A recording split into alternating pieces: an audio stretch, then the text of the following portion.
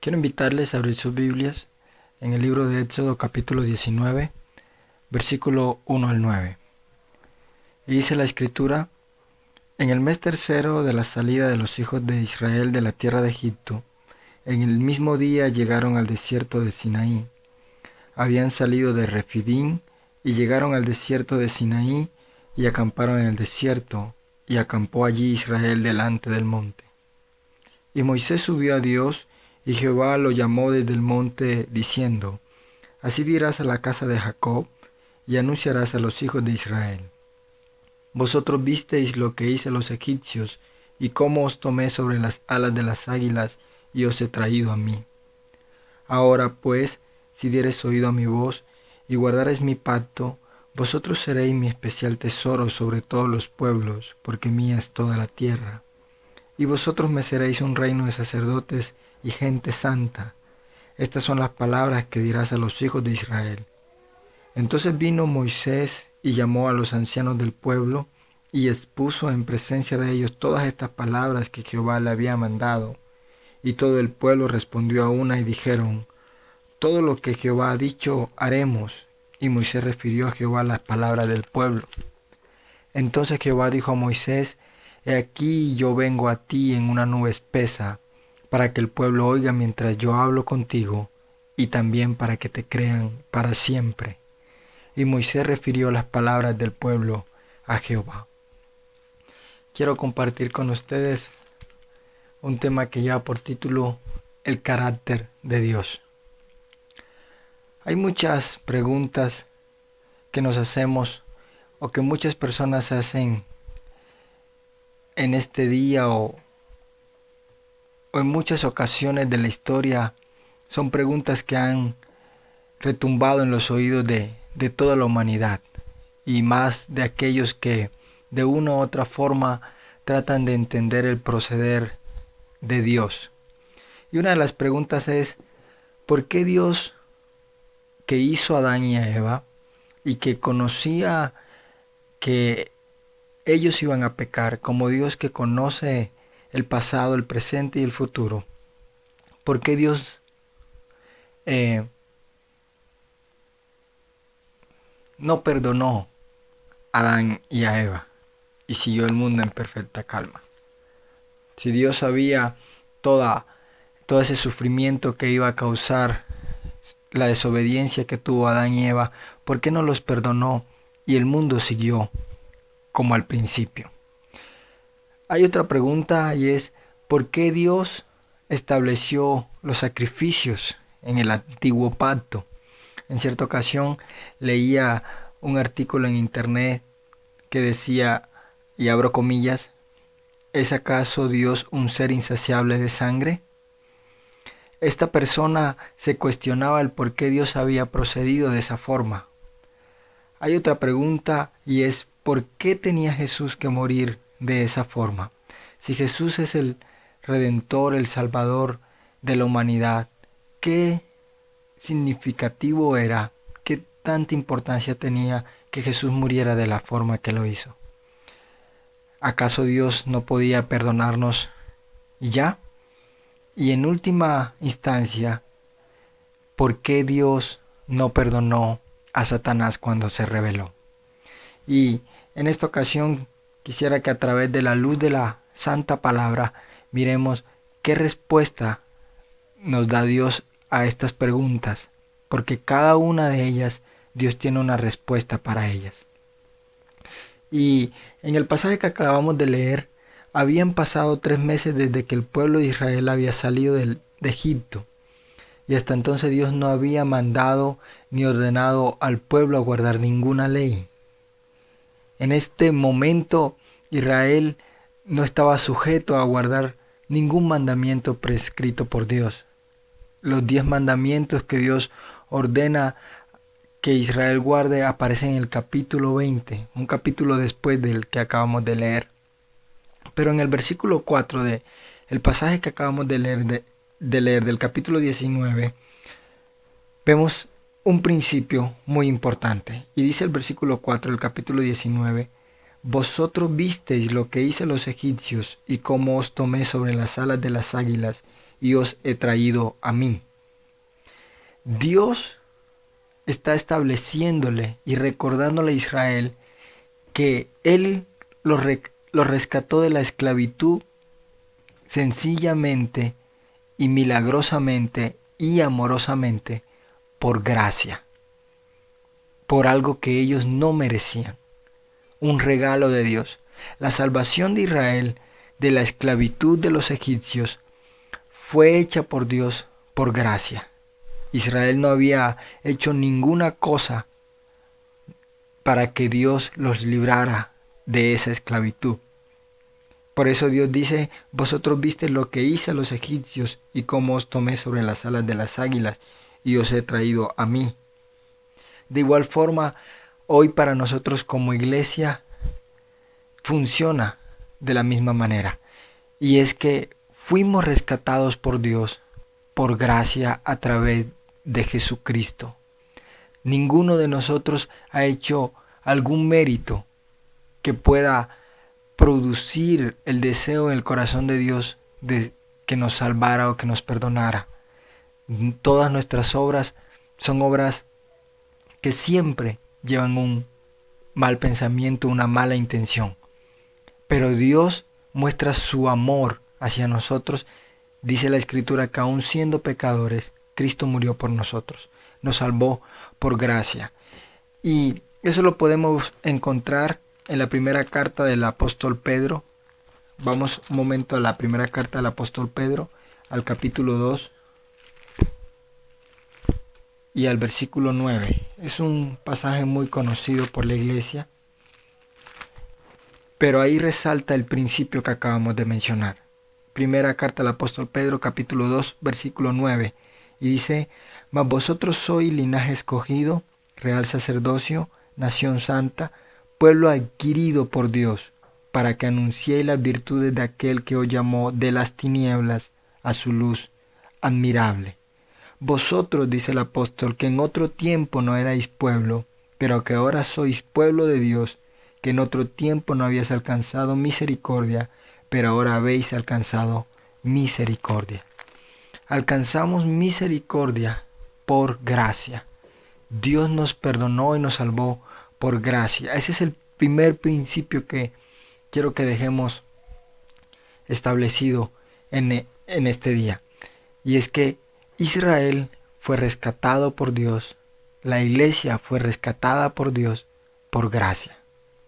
El vivir en santidad debe ser una respuesta de agradecimiento a Dios por su gracia. Vamos nuevamente al versículo 8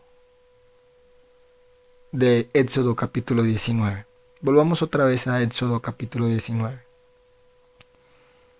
Y leamos desde el versículo 5. Dice: ahora pues, si dieres oído a mi voz y guardares mi pacto, vosotros seréis mi especial tesoro sobre todos los pueblos, porque mía es toda la tierra. Y vosotros me seréis un reino de sacerdotes y gente santa. Estas son las palabras que dirás a los hijos de Israel. Entonces vino Moisés y llamó a los ancianos del pueblo y expuso en presencia de ellos todas estas palabras que Jehová le había mandado. Y todo el pueblo respondió a una y dijeron: todo lo que Jehová ha dicho haremos. Y Moisés refirió a Jehová las palabras del pueblo.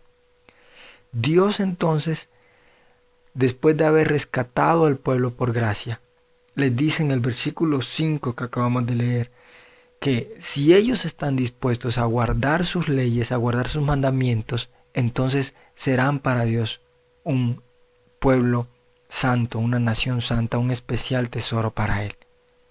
Dios los salva por gracia y después de estar salvos de la esclavitud de Egipto, entonces ahora sí quiere enseñarle sus leyes y les da la oportunidad, al igual que nosotros hoy día, que tomemos la decisión de guardar o no guardar sus mandamientos.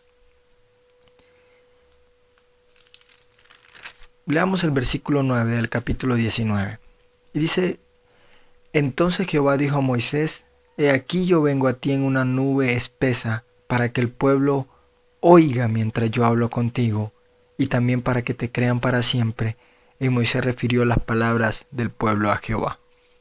El versículo 9 registra un profundo deseo del corazón de Dios de querer hablar a su pueblo. Dice el versículo 9, para que el pueblo oiga mientras yo hablo contigo. Dios estaba y está interesado que todos podamos escuchar su voz. Es el deseo de Dios que tú y yo escuchamos cada día su voz.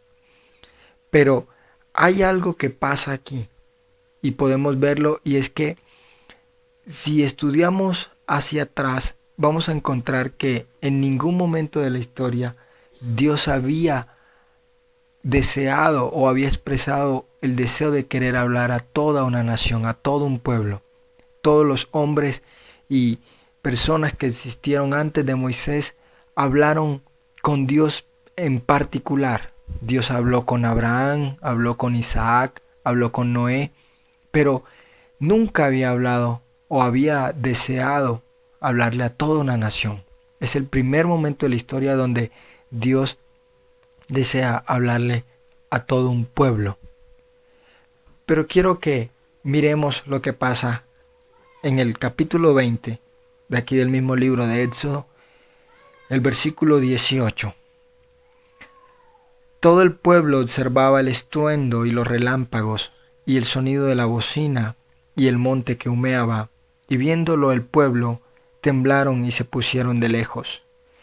Y dijeron a Moisés, habla tú con nosotros y nosotros oiremos, pero no hable Dios con nosotros para que no muramos. Y Moisés respondió al pueblo, no temáis, porque para probaros vino Dios y para que su temor esté delante de vosotros, para que no pequéis. Entonces el pueblo estuvo a lo lejos y Moisés se acercó a la oscuridad en la cual estaba Dios. Después que Dios expresa su deseo de hablarle a toda una nación, la respuesta de la nación es, no queremos oír a Dios. Queremos un intermediario. Moisés, habla tú con Dios y tú ven y cuéntanos lo que Dios te dijo. Esa fue la reacción que el pueblo expresó al profundo deseo de Dios de querer que todos lo escucharan. Y hoy día Dios quiere hablarnos a todos en particular y que cada uno podamos experimentar su presencia. Pero ¿cuántos de nosotros preferimos un intermediario? Preferimos entonces que Dios tenga intimidad, tenga relación con otra persona y que esa persona venga y me cuente a mí lo que Dios me quiere decir. El pueblo no tenía temor de Dios, el pueblo tenía un profundo miedo de acercarse a Dios. Y la Biblia dice en la carta a los Hebreos que podemos hoy acercarnos confiadamente al trono de su gracia y hallar oportuno socorro. Tú y yo tenemos la oportunidad hoy día de acercarnos libremente, sin miedo, no con ese miedo que llevaba Israel. Hoy día podemos acercarnos confiadamente al Padre por ese sacrificio que su Hijo Jesucristo hizo en la cruz del Calvario. Y en este día hay una pregunta para nosotros y es, ¿cómo me relaciono con Dios? ¿Me relaciono directamente con Dios o a través de un intermediario? ¿A través de un pastor, de un líder, de una persona que tenga más experiencia? ¿O voy yo directamente a su presencia y presento mi petición y presento mi adoración, presento mi vida como un sacrificio para Él? La presencia de Dios no es un privilegio para algunos. La presencia de Dios es una necesidad de todos. Esa es la verdad. Quiero que pasemos un poco más adelante al capítulo 34 del libro de Éxodo y vamos a encontrar algunas cosas interesantes acerca del carácter de Dios. Capítulo 34, versículo 5 al versículo 8. Y Jehová descendió en la nube y estuvo allí con él, proclamando el nombre de Jehová. Y pasando Jehová por delante de él, proclamó, Jehová, Jehová, fuerte, misericordioso y piadoso, tardo para la ira y grande en misericordia y verdad, que guarda misericordia a millares, que perdona la iniquidad, la rebelión y el pecado, y que de ningún modo tendrá por inocente al malvado, que visita la iniquidad de los padres sobre los hijos y sobre los hijos de los hijos hasta la tercera y cuarta generación. Entonces Moisés, apresurándose, bajó la cabeza hacia el suelo y adoró. Aquí vemos dos cosas muy importantes. En el versículo 5 dice que Jehová descendió en la nube y estuvo allí con él, o sea, con Moisés, proclamando el nombre de Jehová. La palabra proclamar también es sinónimo de pregonar o de anunciar, de declarar, de levantar fuerte la voz y dar un anuncio. Y el versículo 5 dice que Dios estaba proclamando. El tiempo antiguo, y aún en este tiempo, solo que ya no se hace con esa fuerza que se hacía anteriormente, cuando a un rey o cuando se le asignaba un cargo importante a una persona, entonces esa noticia se proclamaba. Y quiero que lo miremos en el libro de Génesis, en el capítulo 41. Primer libro de la Biblia, capítulo 41, versículo 42 al 43. Está hablando la historia de José cuando está en Egipto, y dice el versículo 42 del capítulo 41. Entonces Faraón quitó su anillo de su mano y lo puso en la mano de José y lo hizo vestir de ropas de lino finísimo y puso un collar de oro en su cuello y lo hizo subir en su segundo carro y pregonaron, proclamaron, anunciaron delante de él: doblad la rodilla, y lo puso sobre toda la tierra de Egipto. José es puesto por el faraón como el segundo al mando de toda la nación de Egipto. Y cuando hace esa ceremonia y ese proceso, Faraón da la orden de que pregonen que por donde José pasara, todos debían doblar las rodillas, porque José era el segundo señor sobre toda la nación de Egipto. Vamos al libro de Daniel, al capítulo 5, versículo 29. Libro del profeta Daniel, capítulo 5. Vamos a encontrar otro momento donde se hace una proclamación. Versículo 29 dice: Entonces mandó Belsasar vestir a Daniel de púrpura y poner en su cuello un collar de oro y proclamar que él era el tercer señor del reino. Estaban proclamando, estaban declarando que se le estaba dando una dignidad, una honra a esta persona que tomaba un nuevo cargo.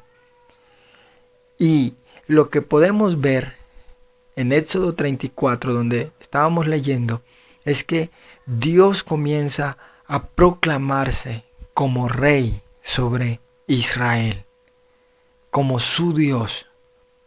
Dios comienza a decir: Jehová, Jehová, fuerte y celoso. Dios está proclamando su nombre, declarando que Él es Dios. Y el escritor está mostrando que Dios está hablando de su carácter, de lo que a Él lo hace Dios. Porque dice el versículo 6: Jehová, Jehová, fuerte, misericordioso y piadoso, tardo para la ira y grande en misericordia y verdad.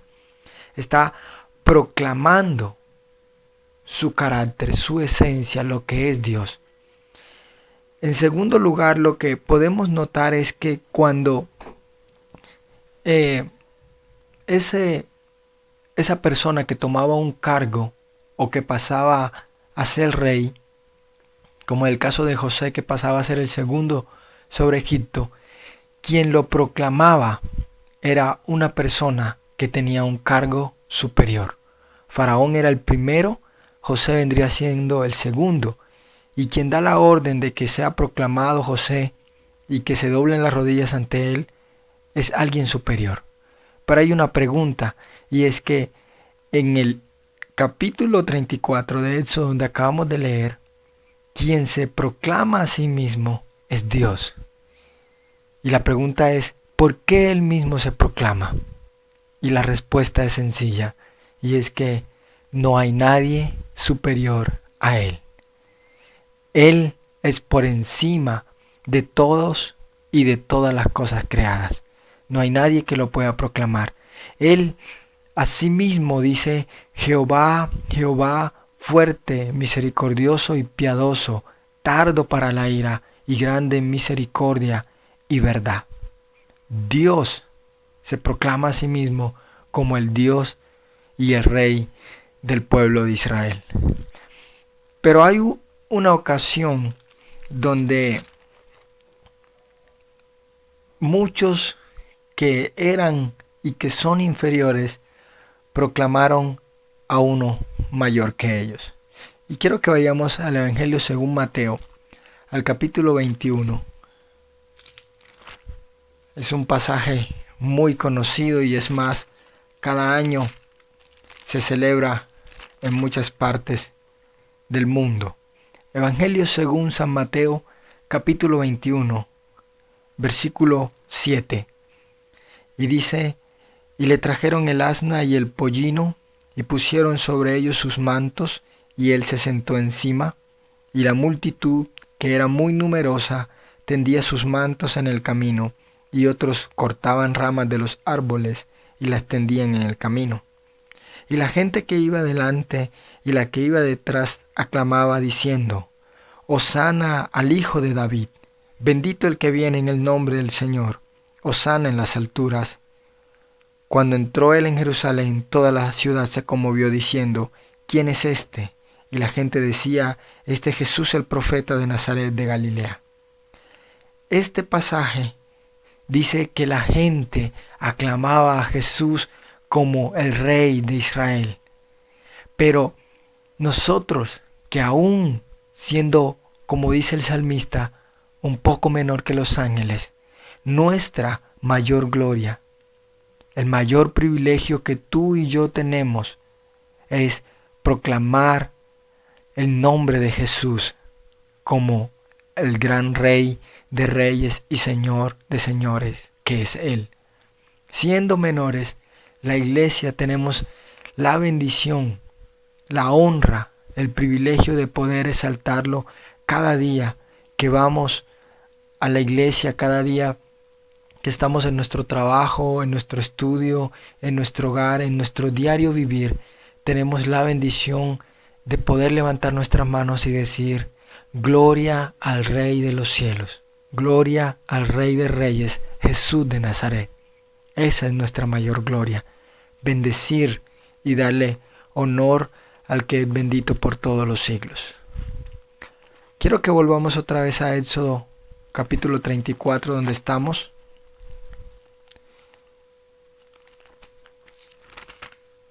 Éxodo capítulo 34, versículo 6 al versículo 7.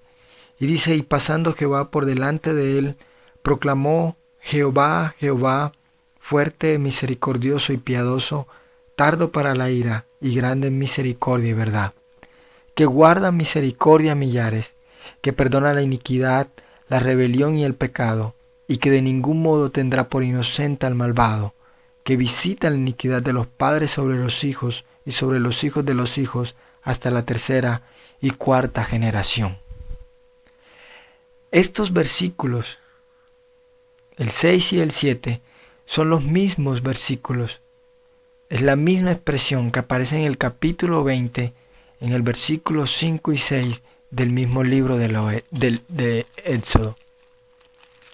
Versículo 5 y versículo 6 del capítulo 20 que dice, no te inclinarás a ellas ni las honrarás, porque yo soy Jehová Dios, fuerte, celoso, que visito la maldad de los padres sobre los hijos hasta la tercera y cuarta generación de los que me aborrecen, y hago misericordia a millares a los que me aman y guardan mis mandamientos.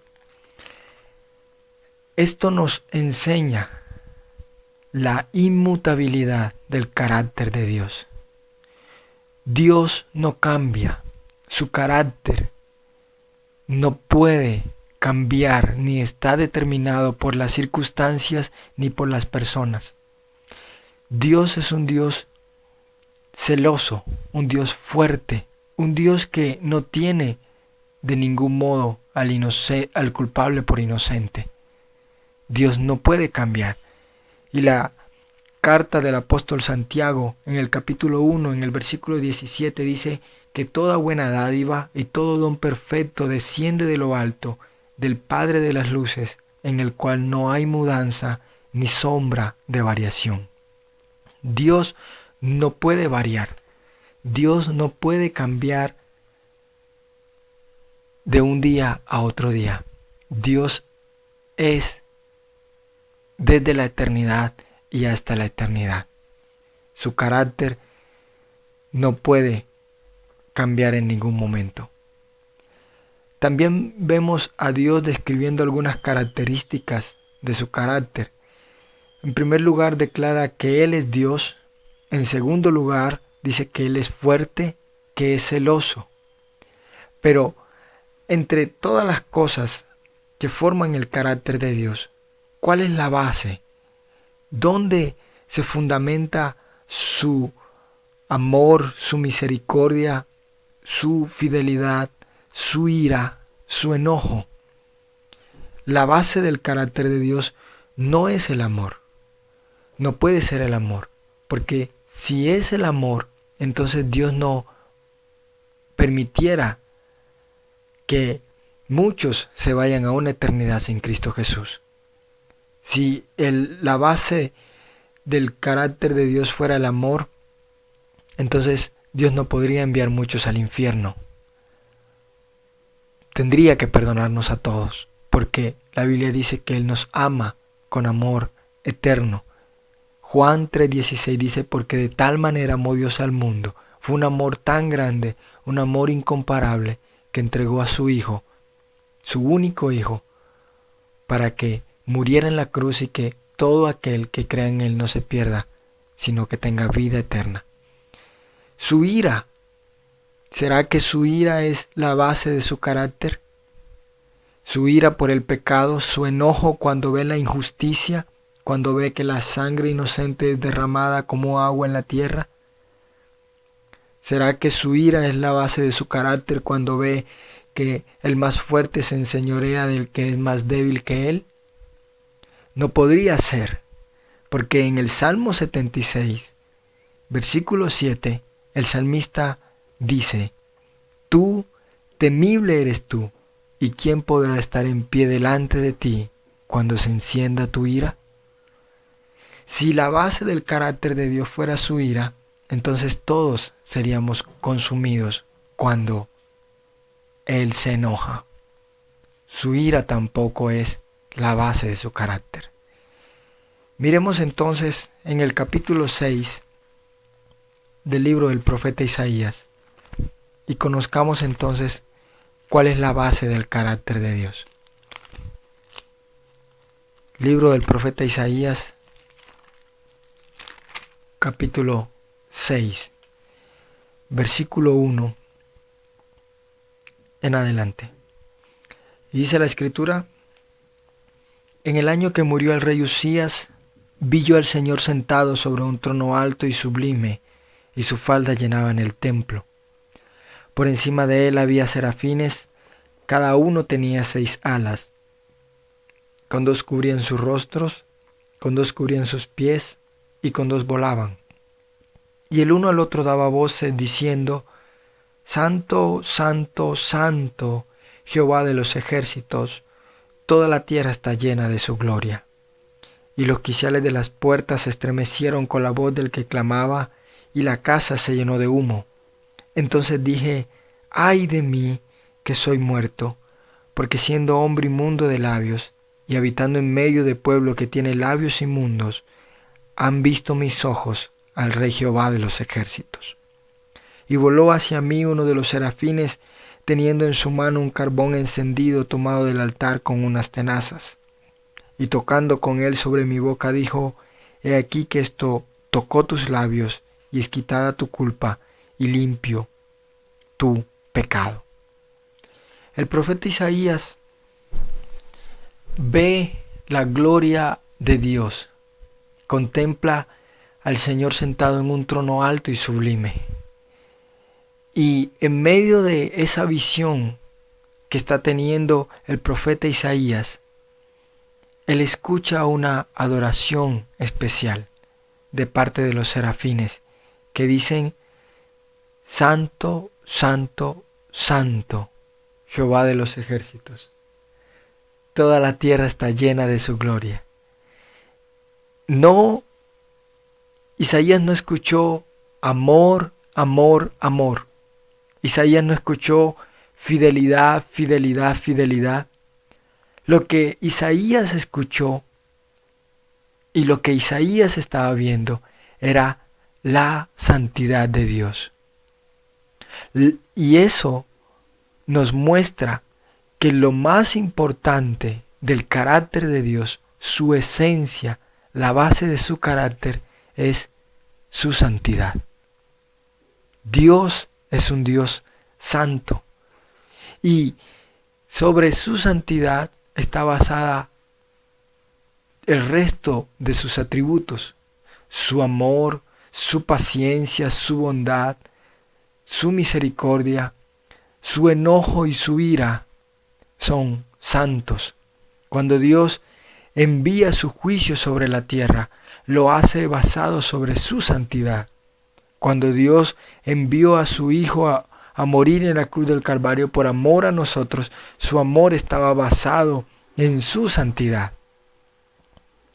Y nosotros somos llamados a vivir una vida en santidad. La carta a los Hebreos capítulo 12 versículo 14 dice, sin santidad nadie verá al Señor. Nadie puede ver a Dios si no hay santidad en su vida. La santidad de Dios es la base de su carácter. Y este principio también lo encontramos, vamos un momento al libro de Apocalipsis, sin perder Isaías capítulo 6. Apocalipsis capítulo 4. Ya estamos en el nuevo pacto y dice Apocalipsis capítulo 4, versículo 8. Y los 4 seres vivientes tenían cada uno 6 alas, y alrededor y por dentro estaban llenos de ojos, y no cesaban día y noche de decir, Santo, Santo, Santo es el Señor Dios Todopoderoso, el que era, el que es y el que ha de venir. Aún en el nuevo pacto encontramos que la santidad de Dios es la base de su carácter. Estos seres espirituales decían, Santo, Santo, Santo, al Dios Todopoderoso, al que es y al que era. Su santidad es la base de su carácter. Dios es un Dios santo. Y volviendo otra vez a Isaías capítulo 6, encontramos entonces que quien se acerca a Dios debe acercarse en santidad. Pero el profeta Isaías no lo era.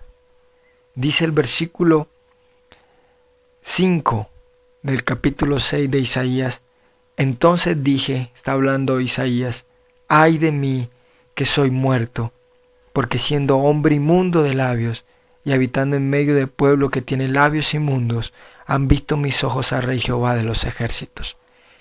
Cuando Isaías se encuentra con la santidad de Dios, entonces se da cuenta que sus labios, que él era inmundo, que le faltaba santidad. Y Dios quiere que tú y yo vivamos una vida en santidad, que nos acerquemos a Él en santidad. Y es interesante ver que lo que Isaías ve como inmundo, lo primero que ve de sí mismo como inmundo, no son sus pies, no son sus manos, no es su cabeza,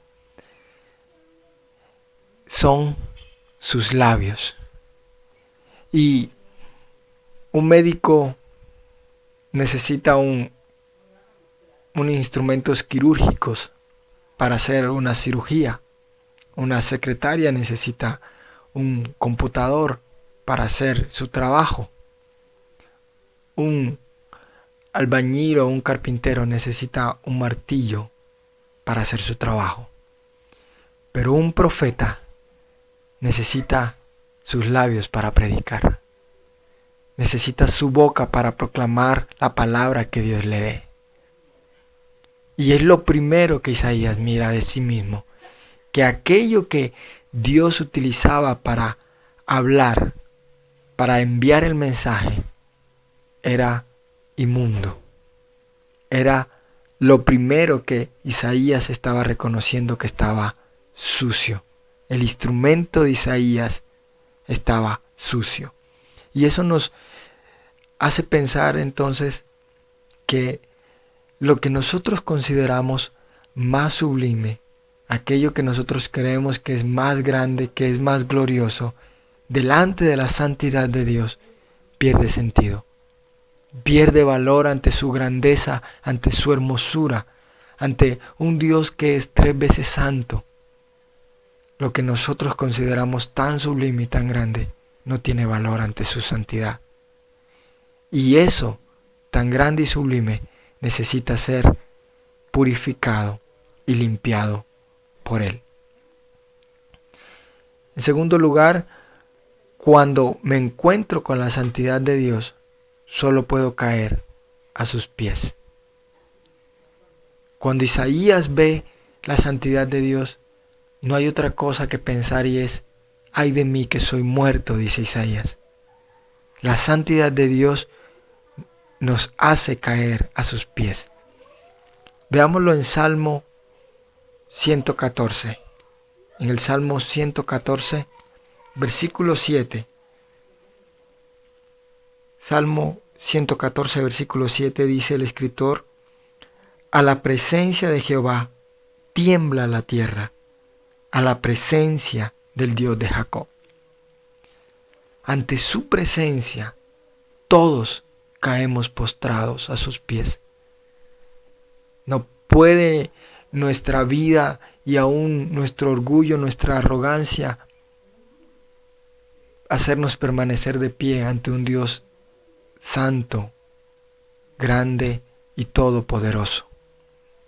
Y en el mismo libro de Apocalipsis, cuando Jesús se le presenta a Juan en el capítulo 1, el apóstol Juan registra que cuando volteó para ver, se dio vuelta para ver cuál era la voz que hablaba con él, dice que vio que el rostro de aquel Hijo de Hombre era como el sol cuando resplandece en toda su fuerza.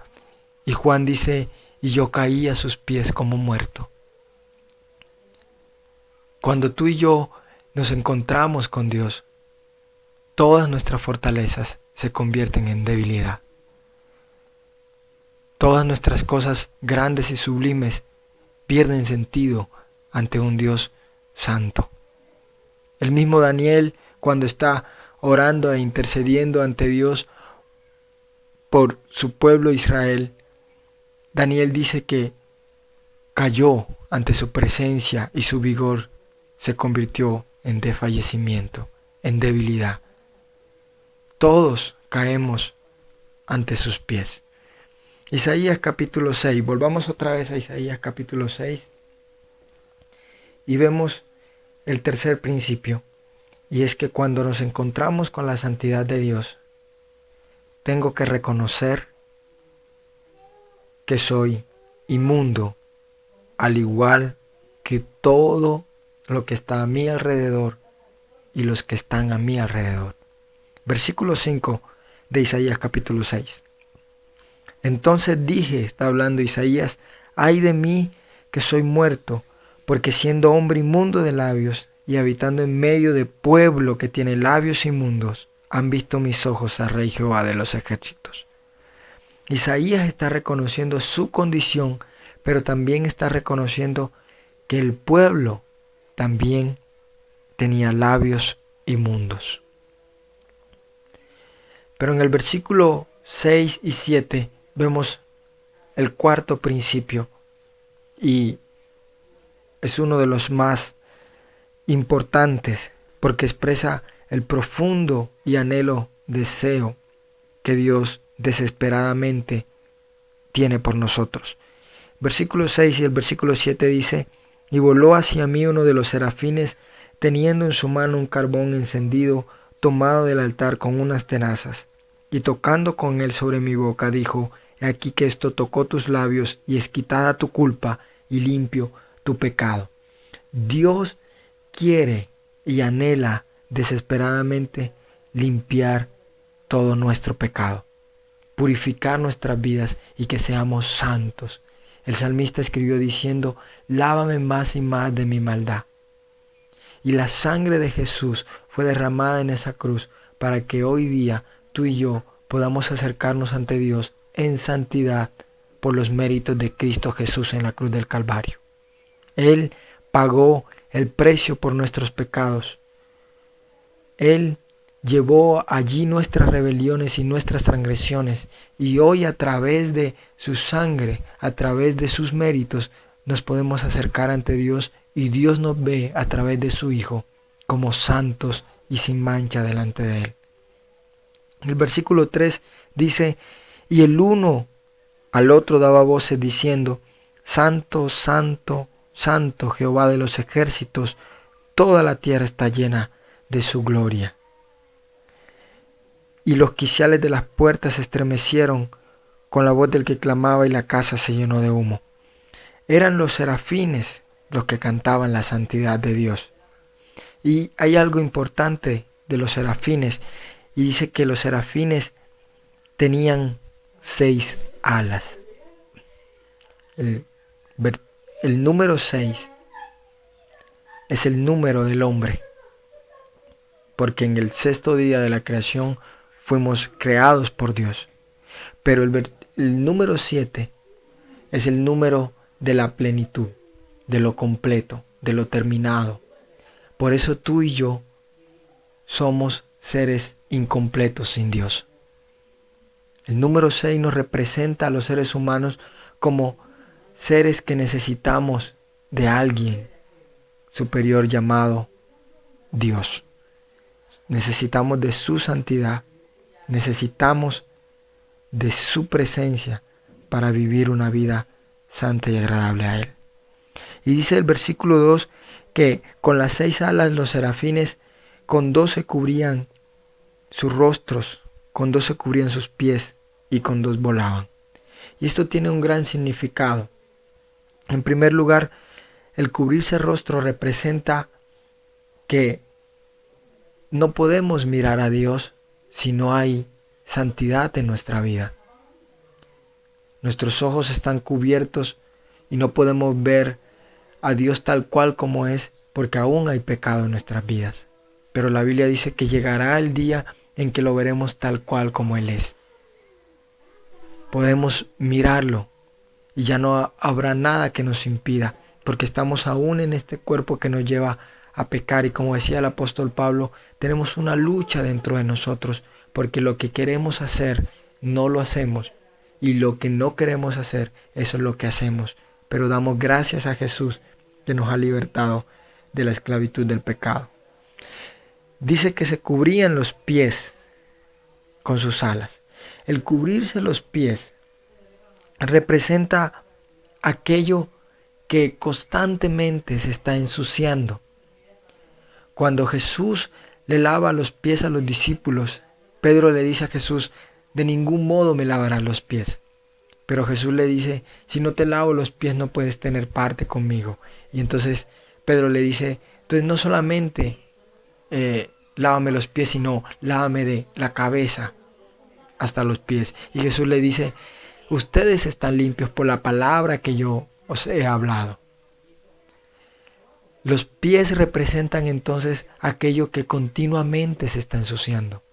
Ellos en ese tiempo utilizaban sandalias y caminaban de un lugar a otro. No habían transportes, no había carros para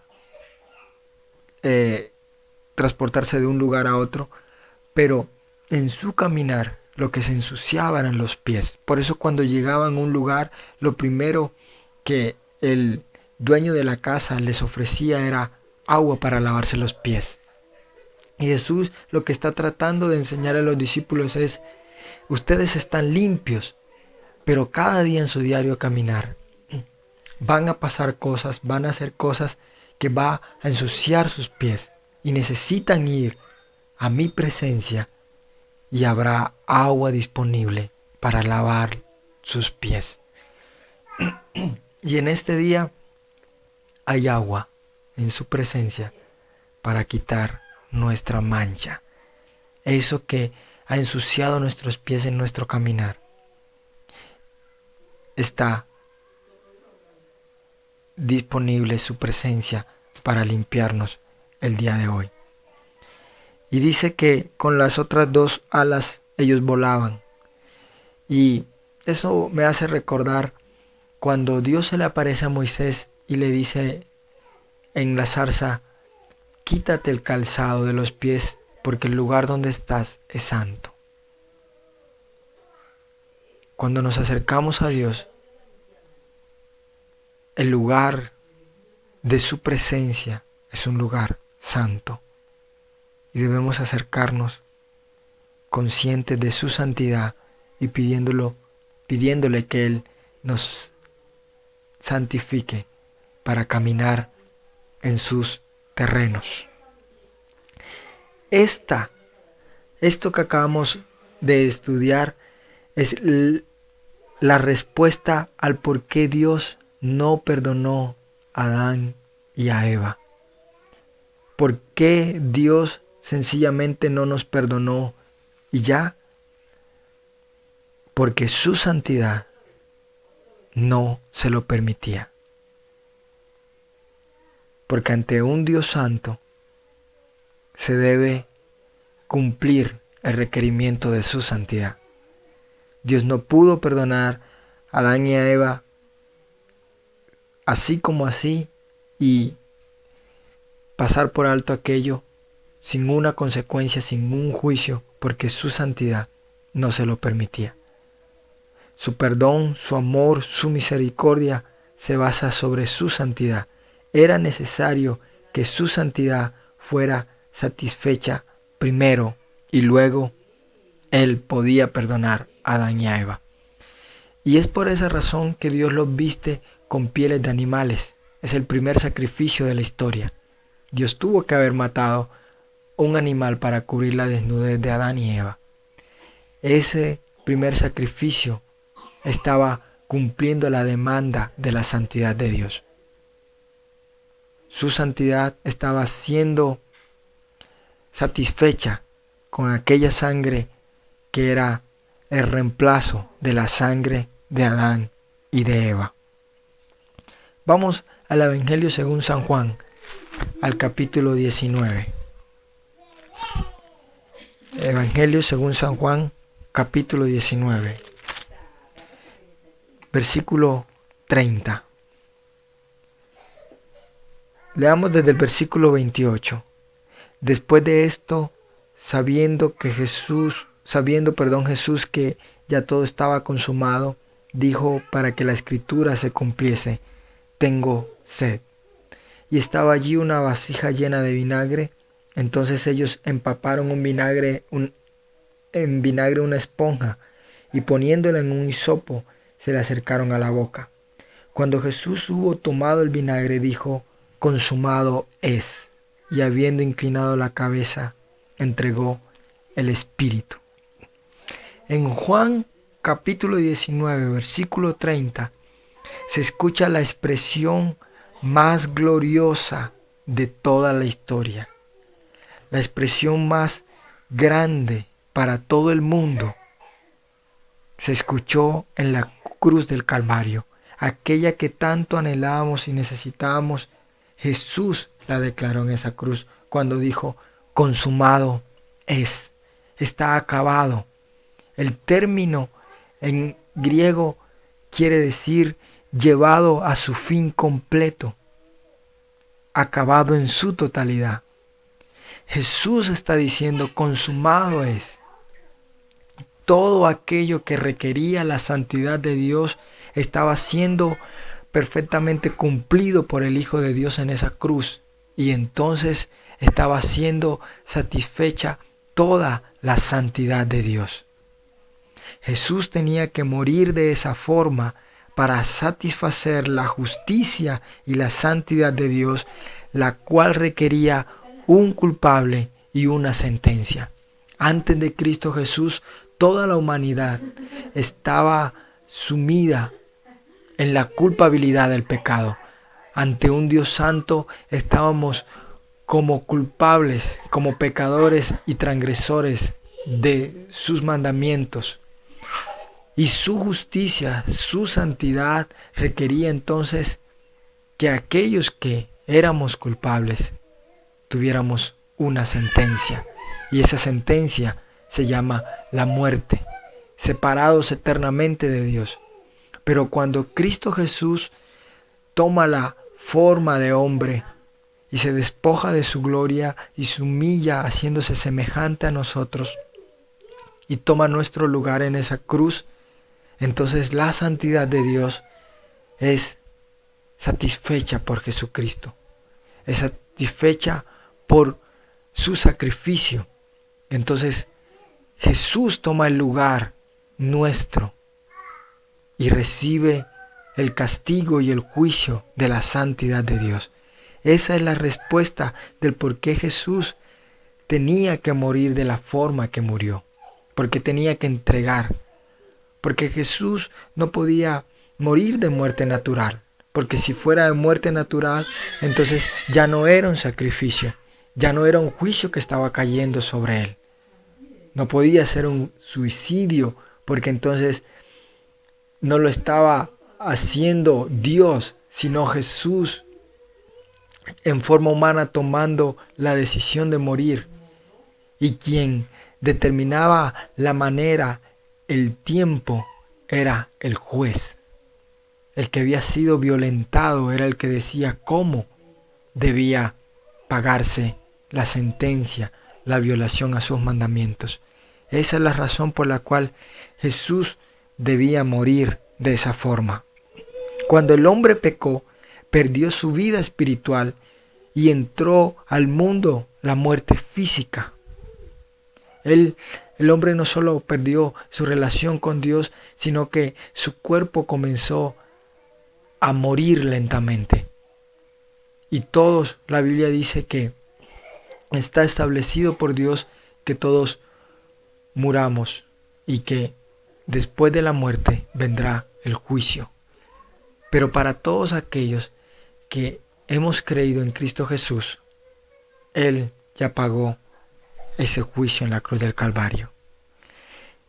Levíticos capítulo 17. Libro de Levíticos capítulo 17. Es el tercer libro de la Biblia. Y aquí vamos a encontrar que en el capítulo 17 de Levítico, el versículo 11 dice: porque la vida de la carne en la sangre está, y yo os la he dado para hacer expiación sobre el altar por vuestras almas, y la misma sangre hará expiación de la persona. La sangre era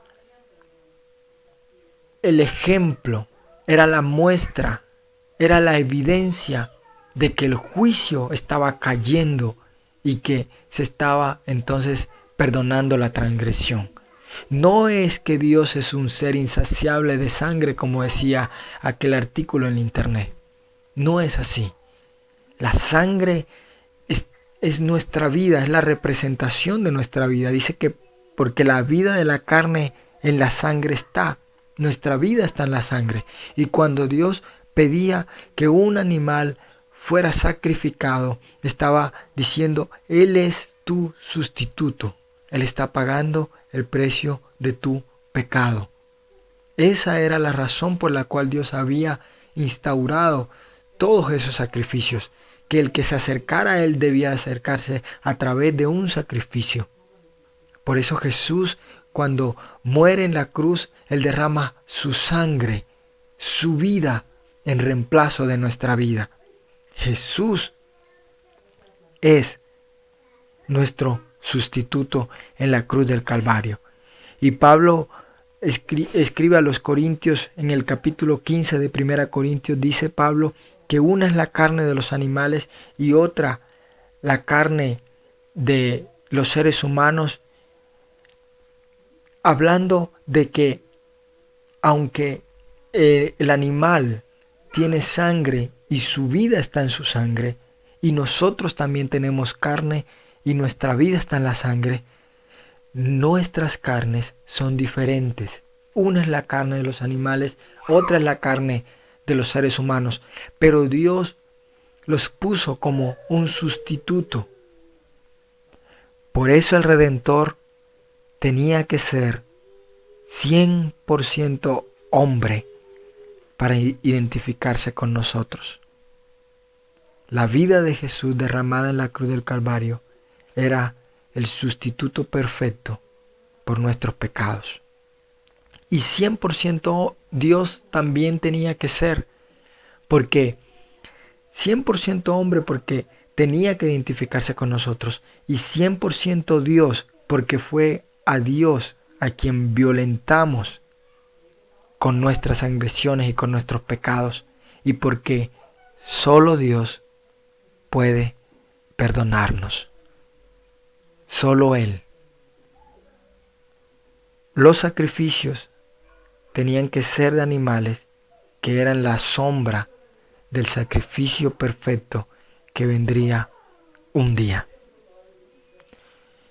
Quiero que vayamos ahora al libro de Ezequiel, al capítulo 28.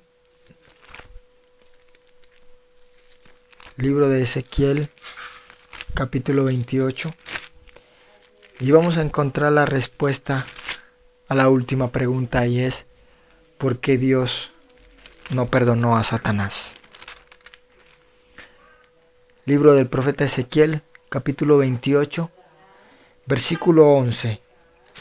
Dice la escritura: Vino a mí palabra de Jehová diciendo: Hijo de hombre, levanta endechas sobre el rey de Tiro, y dile: Así ha dicho Jehová el Señor, tú eras el sello de la perfección, lleno de sabiduría y acabado de hermosura. En Edén, en el huerto de Dios estuviste, de toda piedra preciosa era tu vestidura, de cornerina, topacio, jaspe, crisólito, berilo y ónice, de zafiro, carbunclo, esmeralda y oro. Los primores de tus tamboriles y flautas estuvieron preparados para ti en el día de tu creación. Tú, querubín grande, protector, yo te puse en el santo monte de Dios. Allí estuviste, en medio de las piedras de fuego te paseabas. Perfecto eras en todos tus caminos, desde el día que fuiste creado, hasta que se halló en ti maldad. A causa de la multitud de tus contrataciones, fuiste lleno de iniquidad y pecaste, por lo que yo te eché del monte de Dios y te arrojé de entre las piedras del fuego, oh querubín protector. Se enalteció tu corazón a causa de tu hermosura, corrompiste tu sabiduría a causa de tu esplendor. Yo te arrojé por tierra, delante de los reyes te pondré para que miren en ti. Con la multitud de tus maldades y con la iniquidad de tus contrataciones profanaste tu santuario. Yo pues saqué fuego de en medio de ti el cual te consumió y te puso en ceniza sobre la tierra a los ojos de todos los que te miran. Todos los que te conocieron de entre los pueblos se maravillarán sobre ti, espanto serás y para siempre dejarás de ser. El sello de la perfección, lleno de sabiduría, acabado de hermosura. Dice la Biblia que en el huerto de Dios, en Edén, estuvo Satanás. Lo primero que quiero que miremos es que Satanás fue o es un ser creado por Dios. No creado como Satanás, pero sí un ser creado. Dios creó a un querubín grande, un querubín hermoso, un querubín protector. Y él por su pecado se convirtió en Satanás. Él se convirtió en lo que hoy día es, por querer ser como Dios, por pensar que su hermosura, que su sabiduría podía hacerlo semejante a Dios. Y dice los textos que leímos que era grande, un protector que estuvo en el santo monte de Dios, que en medio de las piedras de fuego se paseaba y que era perfecto en todos sus caminos. Y yo quiero que miremos algo muy importante, y es la vestidura que Satanás tenía. El profeta comienza a describir en el versículo 13 todas las piedras o los nombres de las piedras que conformaban la vestidura de ese querubín grande y protector. Y dice que su vestidura era de cornerina 1, topacio 2, jaspe 3, crisólito 4, berilo 5, ónice 6, de zafiro 7, carbunco 8, esmeralda 9 y oro 10. 10 piedras conformaban la vestidura de Satanás. 10 son los mandamientos. El número 10 representa entonces la responsabilidad que tenemos todos los seres creados por Dios de guardar sus mandamientos, de cumplir las ordenanzas de Dios. Tenemos 10 dedos, 5 en nuestra mano derecha, 5 en nuestra mano izquierda, 5 en nuestro pie derecho, 5 en nuestro pie izquierdo. Aún en nuestro propio cuerpo, Dios nos deja el simbolismo y la representación de nuestra responsabilidad como seres creados de guardar los mandamientos de aquel que nos hizo semejante a Él. Satanás, su vestidura le recordaba cada día que tenía que guardar los mandamientos de Dios. Sin embargo, él olvidó la responsabilidad que tenía y pensó entonces que podía, como dice el profeta Isaías, subir a las nubes y al lado del trono de Dios, al lugar del norte, hacer un trono y ser semejante al Altísimo. Es imposible que aquel que fue hecho perfecto, que contempló como Isaías la santidad de Dios, fuera perdonado. Aquel que sabía que su vestidura le recordaba que tenía una responsabilidad y era guardar los mandamientos de su Creador, fuera perdonado.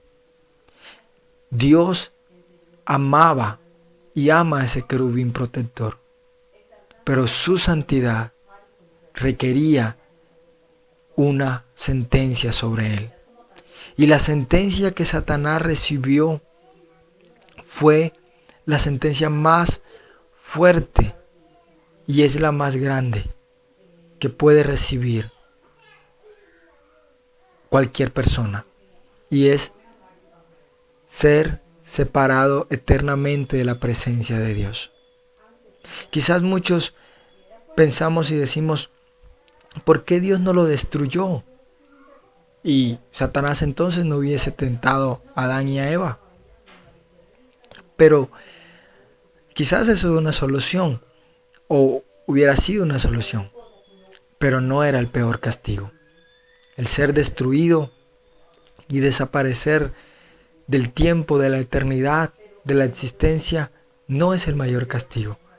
El mayor castigo es saber que un día disfrutamos de la presencia de Dios, disfrutamos del placer de verlo, de contemplarlo, de adorarlo, de servirle, y un día entonces ser echados de su presencia como lo fue Satanás.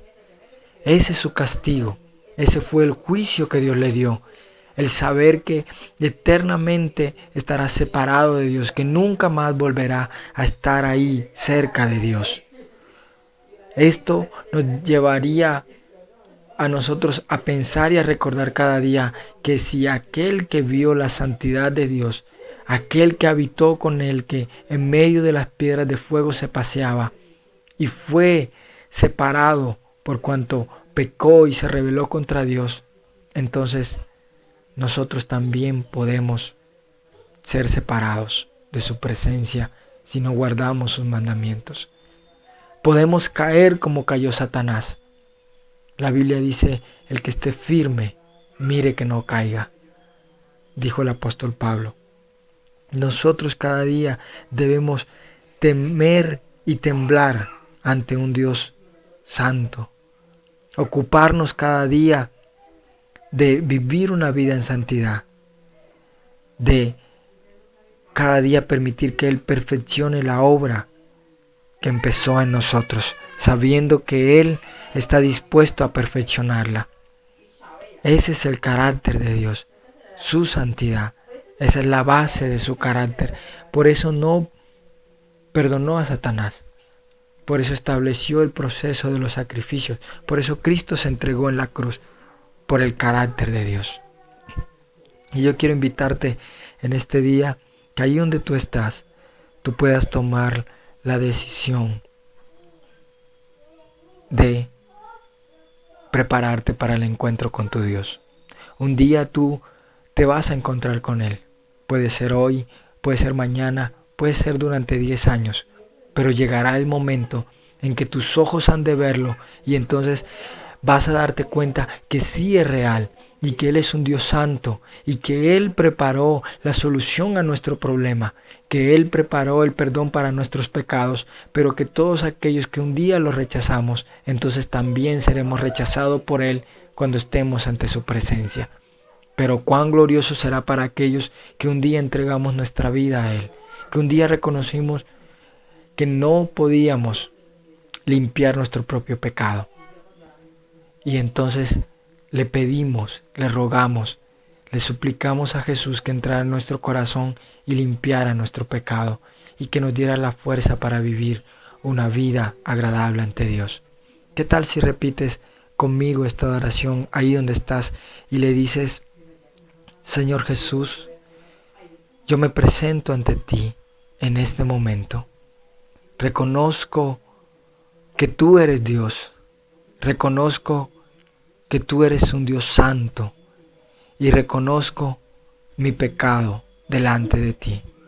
Reconozco que mi forma de vivir, de actuar, de pensar, de hablar, no agrada en tu nombre. Y te pido hoy, entra a mi vida, Jesús. Límpiame de mis pecados. Lávame con tu sangre. Escribe mi nombre en el libro de la vida y no lo borre jamás. Hoy te creo y te recibo a ti, Jesús, como mi Salvador y Redentor. Y creo que por tu sangre ahora soy limpio y soy santo para acercarme al Dios y Padre, Creador de todas las cosas. En el nombre de Jesús.